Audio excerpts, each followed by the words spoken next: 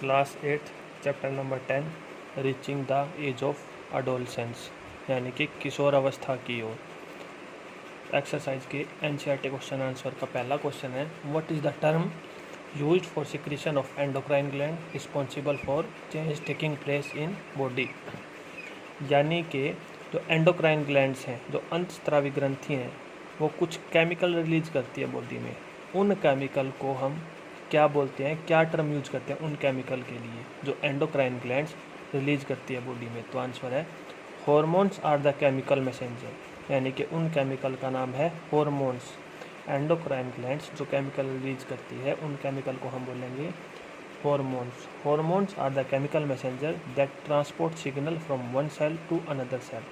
और वो हार्मोन क्या काम करते हैं कि वो सिग्नल, जो संदेश होते हैं, वो एक जगह से, एक सेल से दूसरी सेल तक पहुंचाने का काम करते हैं।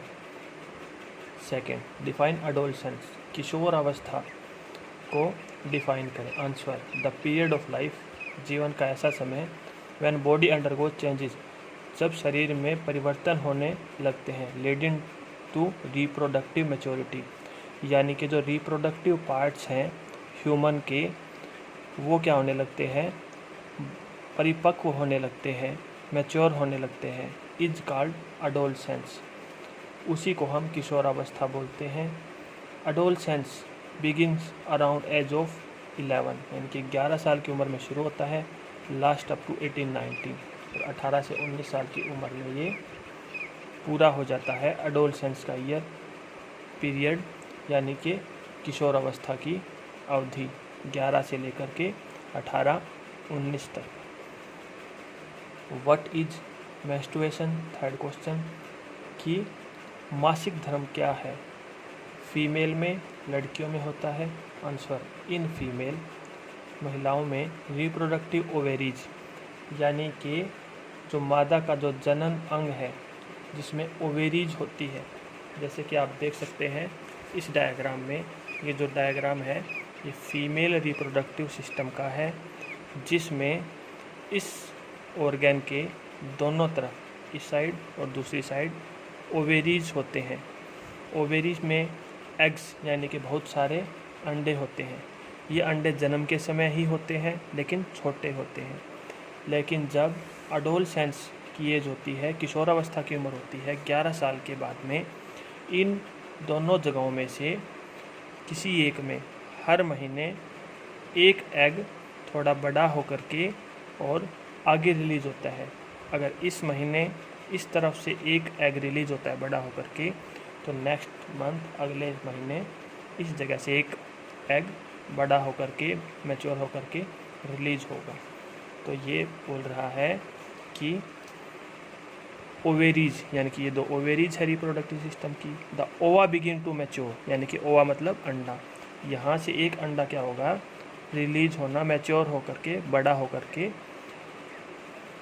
निकलना क्या हो जाएगा, शुरू हो जाएगा। ऑनसेट ऑफ पबर्टी, यानी कि ये बिल्कुल परिपक्व होकर के निकलना शुरू हो जाएगा। One ovum matures and release by one of the ovary in about 28 to 30 days, यानी कि एक अंडा 28 से 30 दिनों में इन दोनों में से किसी भी एक ओवेरी से निकल करके क्या हो जाता है, रिलीज हो जाता है। ड्यूरिंग दिस पीरियड, इस टाइम पर, the wall of uterus, uterus क्या है, जो गर्भ होता है उसको हम यूटेरस बोलते हैं, उसकी दीवारें क्या हो जाती है, बिकम थिक, थोड़ी मोटी हो जाती हैं, so as to receive the egg, और मोटी होने के साथ ही उनमें ब्लड यानी कि रक्त भी जमा हो जाता है, कि जैसे कि आप इसमें देख सकते हैं ब्लड वाल जो है ना वो थिक हो जाती है, पहले नहीं होती, जब ये एग रिलीज होता है उसी समय ये वाल थिक होती जाती है हर तरफ से। क्या करने के लिए, इस एग को रिसीव करने के लिए, जो बड़ा हो गया है उसको क्या करने के लिए, रिसीव करने के लिए। In case it is fertilised, fertilise जैसे कि हम पढ़ चुके हैं पहले ही, कि जब मेल सेल, नर कोशिका इसको मिल जाती है, इस एग को, इस अंडे को, इस दौरान, यहाँ से यहाँ तक आने के दौरान, तब क्या हो जाएगा, बिगिन टू डेवलप, तो ये क्या होना शुरू हो जाएगा, उसके साथ मिल करके बड़ा होना शुरू हो जाएगा, उसके साथ मिल करके, और नई कोशिका नए बच्चे का निर्माण करना शुरू कर देगा, अगर इन केस अगर उसको नर कोशिका मिलती है तो।